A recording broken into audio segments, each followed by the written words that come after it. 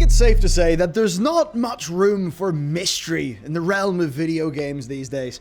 You know, in a market that relies so much on hype and the pre-order to push maximum launch day sales and a big sexy post for the investors, it's kind of commonplace for us to know essentially everything about a game within a few weeks of that game's reveal. On occasion, though, certain games are actually able to keep that mystery going a fair bit longer. And one of those games is Starfield. Starfield was announced back in 2018, and we still know next to nothing about the damn thing. But just ahead of this year's E3, the rumor mill has been spinning overtime. Specifically that the game is targeting this year, and that it will not come to PlayStation. As well as, additionally, some actual details about the game. So Starfield could be a generation-defining success for this Bethesda-Xbox partnership, but I hope we haven't forgotten about the launch of Bethesda's last game, Fallout 76. And I hope they've not forgotten either. So, let's talk about Starfield then. Bethesda sure have been playing the long game with this one. Starfield was actually trademarked back in 2013, while Todd Howard has actually confirmed that ideas have been floating around the studio as early as 2004. It's a long time coming, but what kind of game is it? Well, we genuinely don't know much. It's a single-player RPG, it's set in space, and Todd himself says that it's got the typical Bethesda DNA. What does that mean? Well, apparently deep character customization and a heavy focus on exploration. Now, you might also say that that would include hundreds of hours of, say, recycled content with the Radiant system and legendary levels of bugs, but Bethesda have been kind of clear here. While their pedigree is built on Fallout and the Elder Scrolls, Starfield will be more than just Skyrim and space. They've kind of teased that a bit. An Xbox insider has actually said, quote, "Think more No Man's Sky and The Outer Wilds than Mass Effect." Now, jokes about No Man's Sky launch aside, it does seem that Starfield is hugely focused on that space exploration aspect, and perhaps a bit less on the traditional RPG elements. Now, that's a risky move, potentially, depending on, based on their RPG pedigree, what their captive audience likes, and how No Man's Sky has already got that fantasy down pretty damn well. But Bethesda's name carries with it some serious weight, and to be honest with you, if I could get that space exploration vibe with a little sprinkle of what they actually do well, then Starfield's actually completely up my alley. Now, even if it is in concept, will it be a shit show in reality? Well, Starfield is their first original IP in 25 years, and they seem determined to avoid the usual complaints, starting with the technology, where Todd has actually said that the Microsoft partnership prompted the team's largest overhaul, in terms of their engine, since Oblivion, and that Starfield will reap the benefits. I hope that's not a bunch of work laid into the project. Anyway, additionally, new procedural generation tech has meant that Starfield's map will be, and I quote, much larger than Bethesda's previous releases. And in fairness to them, Fallout 76, for all of its issues, it did have a pretty cool map. Now, we've all got our thoughts on how lifeless procedural generation can be. I certainly think that as well, but Bethesda have actually relied on generated maps that are later massaged into shape by the developers. So I guess let's just hope they've learned to do that a bit better than in the past. Versus Skyrim, it's been a whole decade, right? 76 did represent a pretty good leap forward in how good their maps and their worlds are. So perhaps this will be a big leap forward too. They've certainly had time to work on it. Now, speaking of time, when can we expect Bethesda's, I quote, next generation single-player epic? Well, that is the $7.5 billion question, isn't it? Well, thankfully, the usual cabal of Xbox insiders have been going absolutely bloody nuts over the past month on this issue. Now, the through line between all these usual suspects is basically this, that Starfield is intensely targeting 2021 calendar for release, but the Q1 2022 may be more likely because of, guess what? COVID. Now, Bethesda and Xbox are, I think, quite obviously happy to play the long game, as we've seen with, say, Arcane's Deathloop, which, well, oh boy, it took a fairly large hit in its delay. Now, that said, a few things could point to this year. First up, a new Starfield copyright appeared on ZeniMax's legal page, and that was listed for 2021. Of course, this could be released, but I think far more likely it's going to be a reveal, which I think certainly is happening very soon. Now, in addition, Microsoft have supposedly purchased advertising for later this year, and that suggests either a massive marketing run to Q1 2022, or that they are going to forge ahead with a 2021 launch. You know, for our sakes, let's hope they take their time in this one. Either way, though, it's really not going to be much longer till we know what's going on. Now, as for when we'll literally see it, all signs are pointing to E3 this year. Todd will finally get up on stage and unleash the last 10 years of work on this. Everyone in this supposed inner circle of leakers seems to be in agreement here, and the recent flurry of activity does heavily imply that there is internal activity as well. Now, on top of that, it's also very hard to imagine what else the studio would have to talk about this year. So many of their big games are already out, and I really doubt that they'll go in and leave a big impression if they just show footage of the already delayed Deathloop, or the perhaps a little bit more niche Ghostwire Tokyo, as much as both those do look pretty awesome. Right? Everyone is itching for either Starfield or Elder Scrolls 6, and I think we all know, and they've literally said, that Starfield is coming first.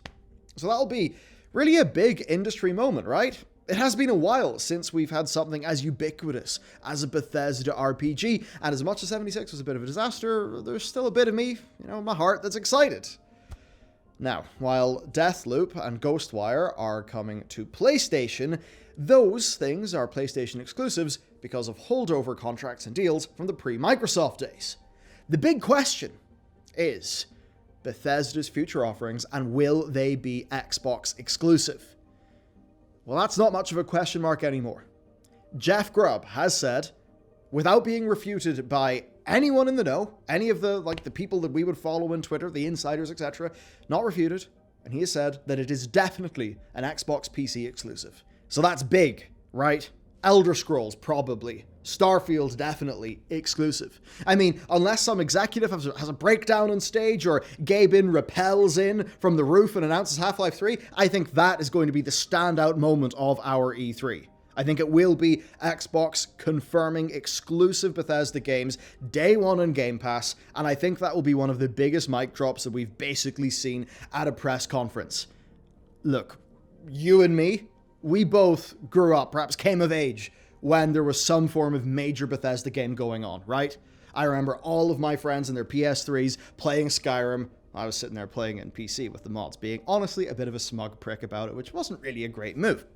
But that's the thing. It was the big thing everyone was talking about it when that date of 1/1/11/11 came around. It was the humongous multi-platform release. And as much as the bloody thing barely worked in PlayStation, it was massive. So you know what? In a world where Microsoft are playing catch up, right? They don't have some of those humongous, I mean, they've got big IPs, but not those big God of War blockbusters that Sony have created for themselves. So of course this is how they're going to compete. And I think that means a lot of PS5 owners are going to be goddamn pissed and furious, because last gen, they got their Elder Scrolls game, they got their Bethesda stuff. This gen, it's PC or it's Xbox, or, well, you know what, piss off. That's basically what it seems like. Now, this all seems obvious in hindsight, right? That Microsoft would do that. But we must remember, they're leaving a lot of money on the table by cutting out PlayStation. And it's not just the PS5 owners as well, because according to Jez Corden, this almost certainly will be a cross-generation game. If you want a reason, I mean, the PS4 install base is over 100 million. And given Bethesda's name and the big casual market penetration they've got, and how you basically can't bloody well get a next-gen console in stores these days, yeah, Microsoft will lose millions of sales on this. I mean, we're talking about hundreds of millions of dollars in lost revenue, because it makes sense for them to grow their platform, because the platform is the business. You know, you can sell a big game that should be good enough for your stock price, but if you can show that you are growing an increasingly dominant platform, that is what the markets will love. I think Microsoft very much knows that, and they know that they can leverage their humongous resources, which are, by the market cap, by the balance sheet, bigger than Sony's. They can take a few of those nasty hits in order for, in their perspective, the greater good of their overall mission, which is growing the platform. And look, let's just do a quick little user story here. So imagine your average visitor to GameStop. So not a viewer of our videos, right? They're going in, they're looking at an Xbox Series X or S for $300. And they haven't found out they can get a couple of, 100 and something games, including Bethesda's new Space Skyrim, only for a few dollars a month in Game Pass. I mean, that's an absolute steal. That is humongous for value.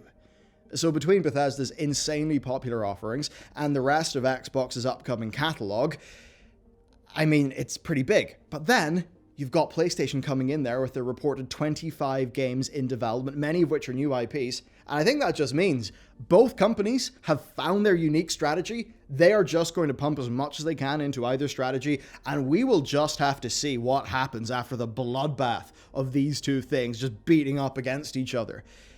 It's kind of tricky. I mean, in a way, the best way you can go for diversity of game content is PS5 and then PC.